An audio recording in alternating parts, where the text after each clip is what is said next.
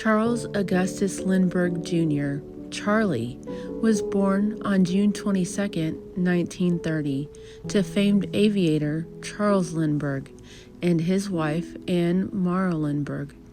The family lived in a newly built home on a large estate near Hopewell, New Jersey. On the evening of March 1st, the 20-month-old was taken from his second-floor nursery. A ransom note demanding $50,000 was left on the windowsill. Evidence included a homemade wooden ladder, which broke during use, footprints, and mud tracked into the nursery.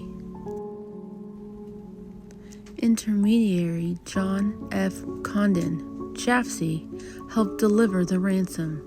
The kidnapper sent the baby's sleeping suit as proof of life. The family paid $50,000 in gold certificates, but no baby was returned. More than 2 months after the kidnapping, on May 12th, truck driver Orville Wilson and his assistant William Allen pulled over near Mount Rose, New Jersey, about 4.5 miles from the Lindbergh home.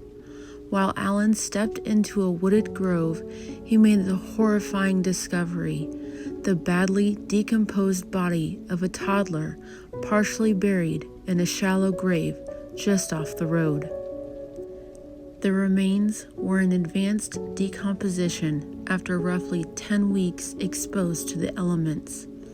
The skull was severely fractured with a hole from a heavy blow to the head, likely from the fall when the ladder broke on the night of the abduction.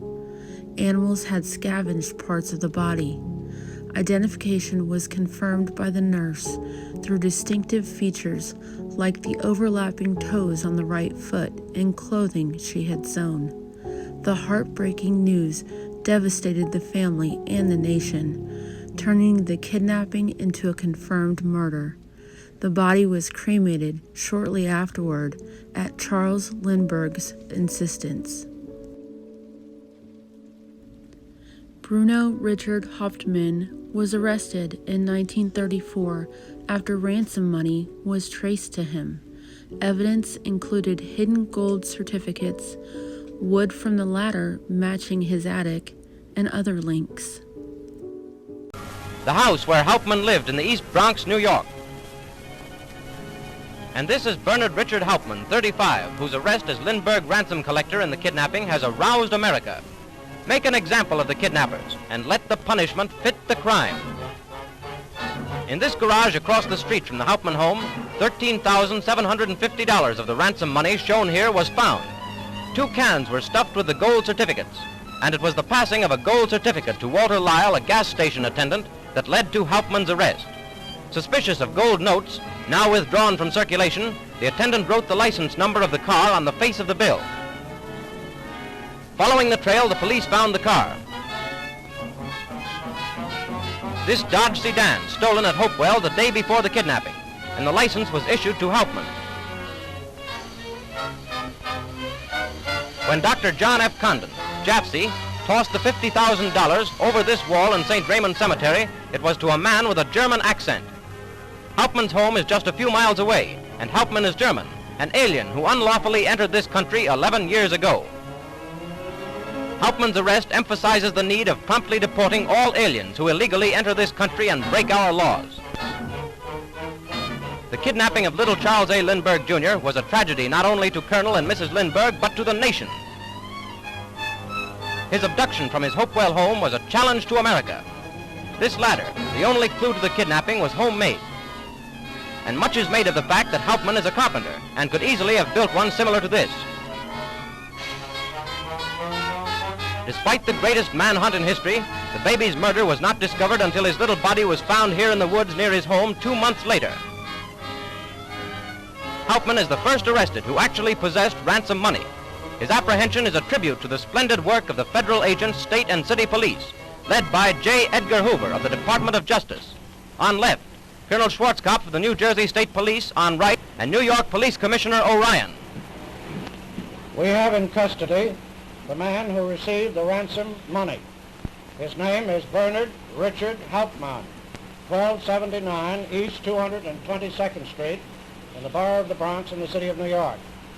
He came to this country as a stowaway 11 years ago. He is an alien unlawfully in the country. Will this solve the Lindbergh kidnapping?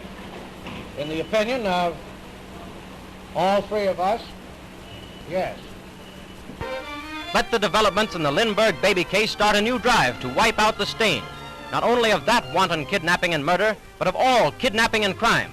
Let the justice dealt for this baby's abduction serve notice. America demands death for all kidnappers and murderers.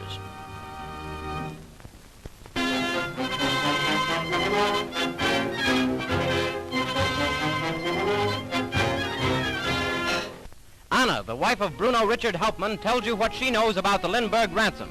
When did you first see the money, Mrs. Hauptmann? I saw the money the first time when the detective took me down to the garage. Do you think your husband is guilty of kidnapping the Lindbergh baby? I'm absolutely sure my husband had nothing to do with the Lindbergh kidnapping case. Despite her faith, this similarity between Hauptmann's writing of baby in a letter to a friend shown on top and the word baby as written in the ransom note is considered incriminating. And now compare Hauptmann's hand-printed signature on his auto license with his name reproduced with hand-printed letters taken from a ransom note. The initials signing the note, BH, are the same as Bruno Hauptmann's. And now Albert D. Osborne, handwriting expert, states his views. After examining the genuine handwriting of Hauptmann and the writing in the letters, there is no doubt, I believe, but this is the writer of the letters. Here is Dr. John F. Condon, the Jaffe of the Lindbergh case, who received the ransom notes that led to the payment of $50,000. Hauptmann, there he is between two detectives being led to jail, finds circumstantial evidence piling up against him. New Jersey, convinced he is the writer of the ransom notes on which the murder charges are based, is anxious to bring him to trial for his life. Listen to Governor Moore. That the case will be investigated with extreme thoroughness, for we are also determined that the traditions of Jersey justice shall be upheld. Bruno Richard Hauptmann, accused of the world's most horrible crime, stands convicted of handling blood money. Alien in thought and deed, he and his kind must learn America is no haven for criminals or murderers.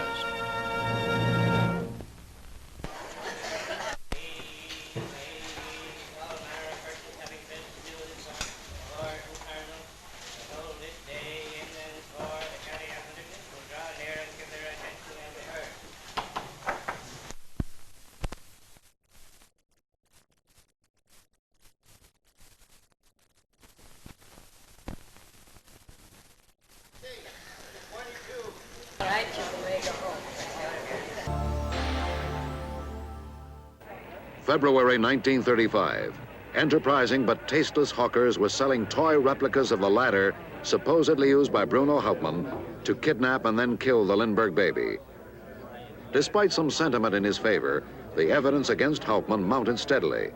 The daily appearances of Charles Lindbergh himself, America's greatest living hero, made an impression on the jury that had to help the state's case. Now a fateful admission would be forced by Prosecutor Willens.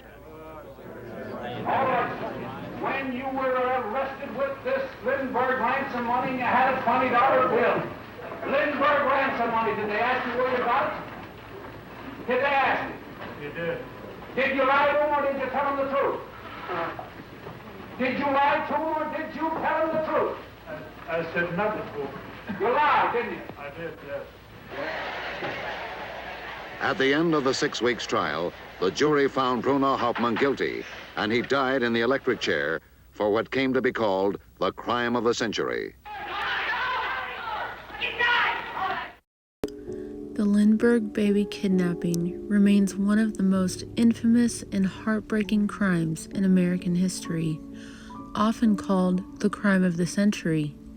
It shattered a famous family, captivated the nation during the Great Depression, and forever changed how the public and law enforcement viewed kidnapping and media sensationalism.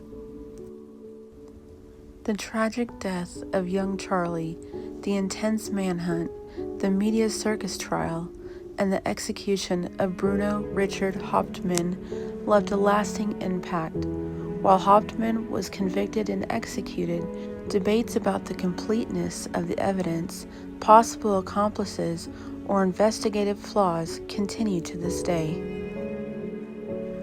The case directly led to the Federal Kidnapping Act, the Lindbergh Law, in 1932, which made transporting a kidnapping victim across state lines a federal crime. It also highlighted the growing role of forensic science in investigations. The Lindbergh family never fully escaped the shadow of this loss. They later moved to Europe for privacy and had more children, but the tragedy remained a defining chapter in their lives.